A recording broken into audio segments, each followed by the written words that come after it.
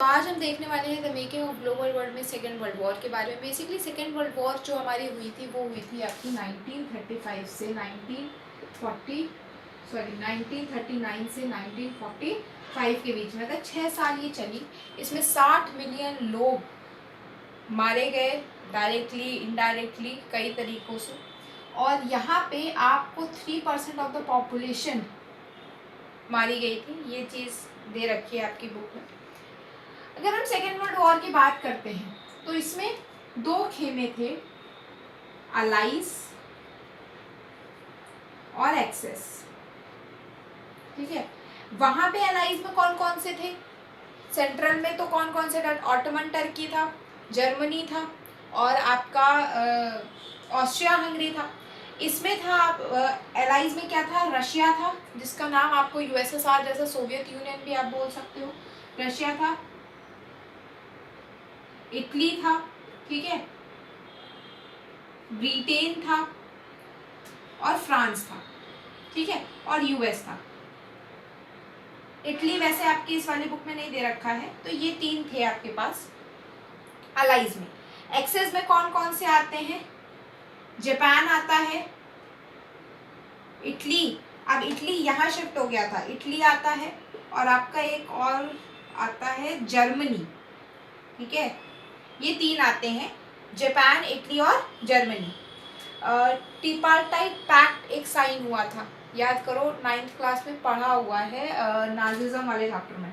तो उसी से ये 3 आए थे, ये एक्सेस में थे और ये अलाइज में थे। इनके बीच में लड़ाई छिड़ी थी। अब यहाँ पे ये वर्ल्ड वॉर में क्या हुआ था? जीता वही, जहाँ पे यूएस था तो इधर यूएस था तो ये जीत गया, वो बात अलग है। बट फिर भी बहुत ज़्यादा चीज़ें खराब हुई थी। अगर हम इसमें बात करें तो इसमें इकोनॉमिस्ट और पॉलिटिशियंस ने 2 चीज़ें निकाली।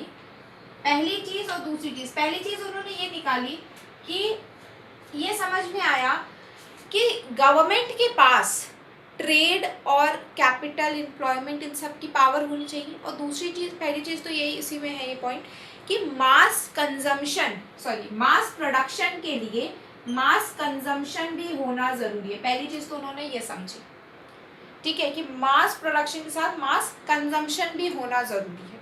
और मास कंजम्पशन कब होगा? जब एक स्टेबल इकोनॉमी होगी, लोगों के पास एम्प्लॉयमेंट होगी, तभी मास प्रोडक्शन से मास कंजम्पशन हो पाएगा। तो ये चीज़ उन्होंने पहली चीज़ें समझी। दूसरे वाले में उन्होंने ये समझा कि अगर इसको आपको रोक के रखना है तो सबके पास जो है इकोनॉमी होनी चाहिए, सबके पास पैसे होने चाहिए। तो यहाँ पे इन्होंने इसी से एक चीज़ निकाली थी, Bretton Woods institution. Bretton Woods institution basically USA में हैम्पशायर में मिली थी ये, ठीक है। अगर हम बात करें तो इसमें इन्होंने 2 चीज़ें निकाली थी, एक तो आईएमएफ और दूसरा वर्ल्ड बैंक। अगर हम आईएमएफ की बात करते हैं तो आईएमएफ को किस लिए रखा गया था कि आपको जैसे कोई भी कंट्री है तो उसको आपको पैसे देने हैं, ठीक है, ये उसके लिए था। अगर वर्ल्ड बैंक की हम बात करें तो वर्ल्ड बैंक था रिकंस्ट्रक्शन के लिए, रीडेवलपमेंट के लिए। अगर कोई जो है डेवलपमेंट के लिए, रिकंस्ट्रक्शन के लिए आपसे पैसे मांग रहा है पोस्ट वॉर रिकवरी के लिए, तो आप वर्ल्ड बैंक से मांग सकते हो। लेकिन अगर हम बात करें तो इन दोनों में सबसे बड़ी चीज़ यहाँ पे ये थी कि इनके पास वीटो, यूएस के पास इसकी वीटो पावर थी।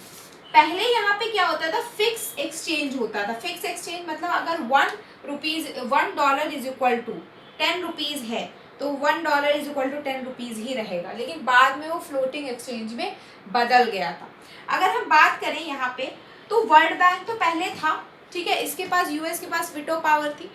अब जो बाकी जो कंट्रीज अभी अभी कॉलोनाइज हो करके बाहर आए हैं, बाहर निकले हैं, उन्हें काफ़ी ज़्यादा दिक्कत होती थी क्योंकि ये उन्हें पैसे दे ही नहीं पाते थे क्योंकि यूएस वीटो पावर में था इसके, ठीक है, यूएस वीटो पावर में था। बाकी जैसे बाकी यूरोप के और भी देशों में बैंक्स खुलने स्टार्ट हो गए थे, यूरोप के और भी देशों में बैंक्स खुलने स्टार्ट हो गए थे, तो ये क्या कहते थे कि आप इस बैंक से ले लो, और वो बैंक आपको पैसे वैसे भी नहीं देने वाली, क्योंकि एशिया और अफ्रीका के ऊपर ज़्यादातर यूरोप की ही कंट्रीज जो थी उन्होंने कॉलोनाइज कर रखा था। तो इसलिए IMF और ये वर्ल्ड बैंक, इन्हें समझ में आया कि ये उतना मतलब किफ़ायती नहीं है। इसके बाद एक चीज़ और दे रखी है MNCs के बारे में। तो MNCs अगर हम बात करें तो MNCs आर मल्टीनेशनल कॉर्पोरेशंस। ये आपकी चाइना में, इंडिया में आई, ठीक है, क्योंकि चाइना और इंडिया में लोग कम वेज में भी काम करने को रेडी हो जाते थे, तो ये सारी की सारी यूरोप की थी, यहाँ आई, इनसे काम कराए, तो इनसे क्या हुआ कि बहुत ही रैपिडली चाइना, इंडिया, इन सब की जो इकोनॉमी है वो बहुत ही ज़्यादा रैपिडली ग्रो हुई है। तो making of the global world में सेकेंड वर्ल्ड वॉर में इतनी चीज़ें, थोड़ी बहुत और चीज़ें जैसे IMF का नाम, ठीक है, वर्ल्ड बैंक का भी नाम है, इन दोनों को साथ में ब्रिटेन वुड्स ट्विंस भी बोला जाता है, तो एक बार रीड ज़रूर कर लेना, उसमें 2-4 चीज़ें दे रखी हैं। बाकी इसकी डेट आई गेस 1944 है, नहीं सॉरी 1944 नहीं है, 1945 में ख़त्म हुई थी। ये आई गेस 1948 या 49 की डेट दे रखी होगी, एक बार उसको चेक कर लेना, ठीक है। बाकी इसमें और कोई चीज़ें ऐसी नहीं है, इसमें हेम्पायर में मिली थी, USA में, ये ब्रिटेन वुड्स में, ठीक है। तो आपका ये making of the global world chapter खत्म होता है। हम मिलेंगे नेक्स्ट वीडियो में नेक्स्ट चैप्टर के साथ।